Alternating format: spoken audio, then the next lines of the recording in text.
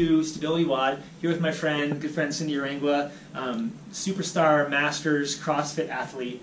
And Cindy and I have worked together a lot over the course of time on her multifidus and keeping it activated and keeping it working for her so she can continue training. And there have been many times where injuries have cropped up that we can tie back to her multifidus. Anything from her back to her SI joint to her knee and even to her calf. She had a situation where her calf blew up doing box jumps a few years ago, and that was very easy to fix and calm down very quickly once I treated your back and once we got your multifidus back up online. Yep. So I thought Cindy would be a great person to come and share as we talk about how you evaluate your own multifidus and see how it's working, and hopefully get it back online again. So Cindy, cool. Thanks for being here. Appreciate it. Thanks for asking me. Yeah.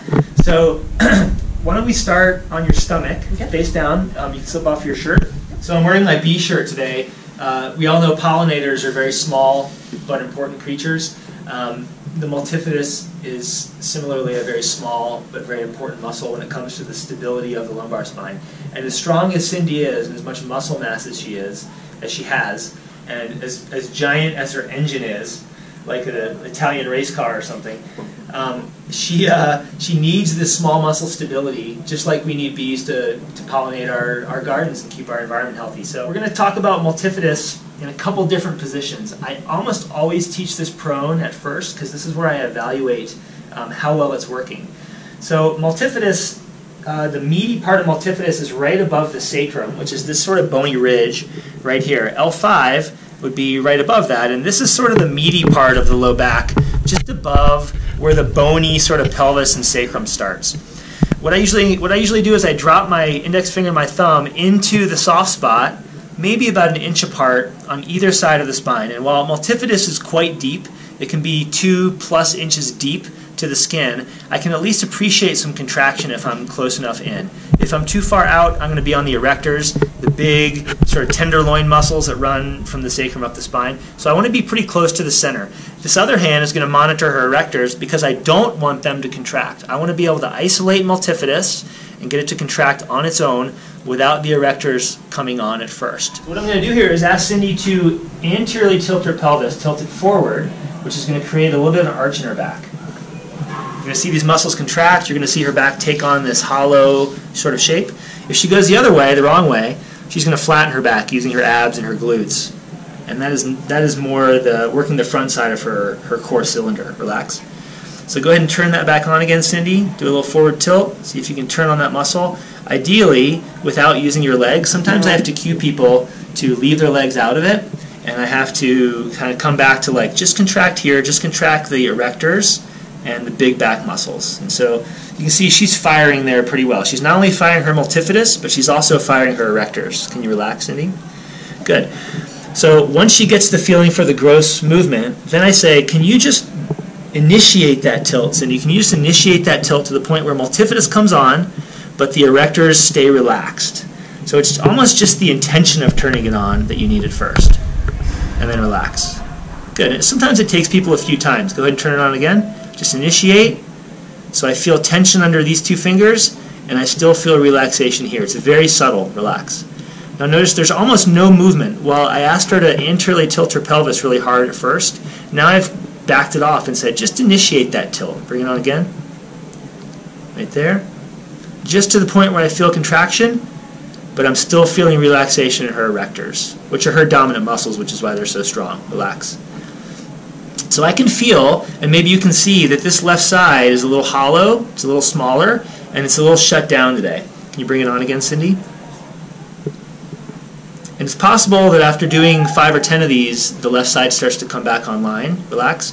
But I think I'm going to take a second because I know she's a little upslipped and rotated in her pelvis and her sacrum. I'm going to manipulate that, and then we're going to come back and we're going to recheck this. Okay? So scoot down to the foot of the table for me. So even though it's her left multifidus that's shut down, it's her right pelvis and sacrum that are stiff. It's a very common pattern. So Cindy, if you can use your QL muscle here and hike your hip up to your ribs, hold that about 5 seconds.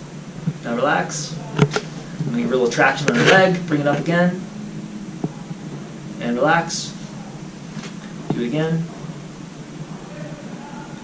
This just helps to inhibit the tight muscles on this side. Relax. Now take a big breath. Exhale out. And relax your leg. Good. We'll let this leg drop off the edge. Rotate you a little bit. This SI joint is just below the multifidus on this right side. This is the stiff side. Take a deep breath for me, Cindy. Exhale. Okay, one last one. Good. Bring this back up. Now I'm going to manipulate the pelvis. Bend your knees for me. The articulation in the back is what I'm manipulating. I also need to release the pubic symphysis, which is the articulation in the front of the pelvis, just to make sure that that mobility sticks for her. So pull your knees apart. You can do a little, using her muscles basically, relax, to release the pubic symphysis. Pull apart again. Don't forget to smile. Relax. No one really likes this manipulation, but it's really important. Pull apart again. I hate this one, but that's okay. If you smile while you do it, it actually makes it way easier to tolerate. Relax. And then pull together hard. Go, go, go, go, go. Hold it, hold it, hold it, hold it, hold it. Relax. One more time apart. Relax. It's my workout too. Pull again. Go. Hold it, hold it, hold it. Relax. You alright? Yep. Wow, you really worked hard for that one. I did. Okay, let's go back face down again and recheck your multifidus. Okay, so I just took a second to manipulate Cindy's right pelvis, right SI joint that was in a little torsion, and then release her pubic symphysis in the front. Now I'm going to recheck multifidus, which is still a little smaller on this side, but we're going to see if we can get it firing up. So I'm going to monitor erectors. My fingers are very close together, maybe an inch apart, down in the lowest most part of the soft, meaty part of her back. Cindy, if you can just gently do that tilt again. So that's the abs and the glutes doing that, and that is the multifidus and erectors doing that. Relax. So sometimes it's good for people to tilt the wrong way first, and then they can really feel what I mean by do a little forward tilt. So go ahead and bring that on. Cindy again. So it's great. It's fantastic. So right away, relax, after that multifidus, I can see, maybe you can see this left side firing better. More importantly, Cindy, can you feel that left side? Can you bring it on again? It comes on right away. So not only is the timing better, so there's not a delay in this muscle coming on, but the strength of the contraction is significantly better. Relax. Good. Bring it on again. Nice job. I'm making sure she's not blowing past this into her big erectors too much. Relax, if at all. So that was right on the verge, Cindy. Can you back it off just a little bit? Sure. Don't contract quite so hard. Bring it on again. That's great. She's wanting to use her transverse abdominis a little bit, and that's normal because they're somewhat connected, and the pelvic floor might even be something she fires. Relax. Almost unconsciously as part of sort of firing up the stability system. Do it one more time for me. Nice job. So any harder than that, Cindy, you're going to be in your erectors, and that's not something we want to reinforce because they're already plenty strong, I tell you. Relax. Okay, so 5-second hold, 5-second relaxation. 10 of these is usually enough to get this muscle fired up. Now that it's working better, what I want to do is send you home with the ability to feel that. So if you can take your fingers and put them maybe an inch apart, right in the meat. So like find the point where they're touching and then just separate them a little bit. And then if you can keep your back relaxed, you're going to be able to feel when you turn this on, go for it, that both sides are coming on at the same time and with almost the same intensity. Relax. Now you're not going to be able to feel this, so you have to just come back to initiating that tilt, but not over-firing. It's as small a movement as you can do to get this muscle contracting without going past that. Okay. Now a lot of people have a little bit of discomfort on the inhibited side. Some people feel pain. Some people even feel pain going down to their glute. Usually means you need to back off the intensity of the contraction a little bit, or do less of a hold time, or do less reps. But all we're doing is getting this muscle activated. It has nothing to do with strength. This muscle is not strong. It doesn't move anything. All it does is turn on and stay on when you need it to be on to stabilize your individual vertebrae, one on top of the other.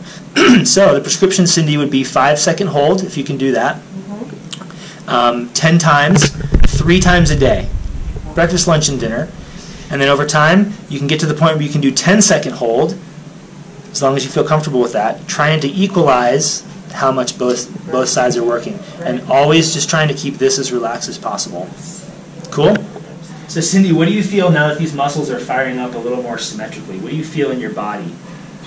I just feel more alive. It feels like it's just coming on a lot easier now. So like easier to find this left side? It is, more alive? yeah, a lot Some easier. people feel warmth, some people feel a burning Yeah. like fatigue, and it actually feels like it's exhausted. And sometimes I'll stop them at 5 reps and say, there's your starting point, and let's build up to the point where you have less fatigue. Generally within a few days, this gets better once the mechanics are better.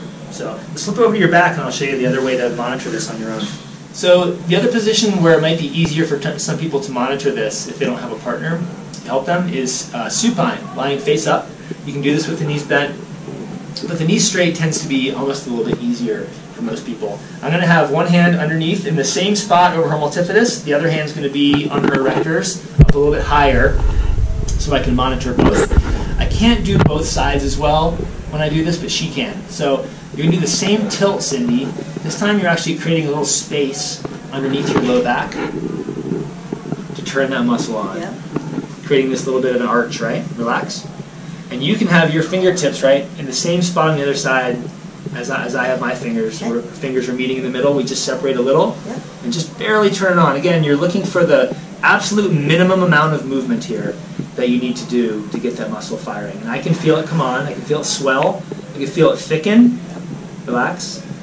And it's pretty palpable, even though you're not really doing very much, right? Right. You're breathing and you're trying to relax, but the movement is so minimal. Try to bring it on. That's it, right? It's on. You can feel it. You could have this hand on the other side, so you can kind of feel both sides. And if your shoulders are a little stiff, that might be tough Wow, to really get that's your good. hands back there. But now you really feel that, right? How symmetrical that is Yep. compared to when you first came in and we were talking and things felt janky, shut down, asymmetrical, and especially on that left side, it was almost hard to coordinate the movement at all at first. And now Cindy has this appreciation for like, wow, they're both firing, they're coming on at the same time, they're swelling the same amount, and over the course of days, not weeks, but days, the function of the muscle will be better, her back will feel more stable, the muscle tone in her big erectors, her big tenderloin muscles will calm down, and she'll have a better appreciation for just how important this tiny little muscle is to keep online. Absolutely. Yeah. Very cool. Does it? No, it just feels so much better. I mean, I came in today with it feeling super tight. And After training. After training, And what does it feel like now? it just feels good. It feels like it's released. Like things are relaxed a little bit. Yeah. Pretty different, huh? And Very so different. fast. It's cool. Very so just fast. like the bee, small but important. Thank you, Cindy, for volunteering your body today for science. Thanks for tuning in to StabilityWOD. I really appreciate you following along. We're going to come back and talk about multifidus in a number of different contexts in the next few days, moving more towards functional movement. If you like what you saw today, please click the like button below. Leave comments or questions for either Cindy or I in the comment box below. Please take a second to subscribe, and I look forward to seeing you tomorrow. Awesome.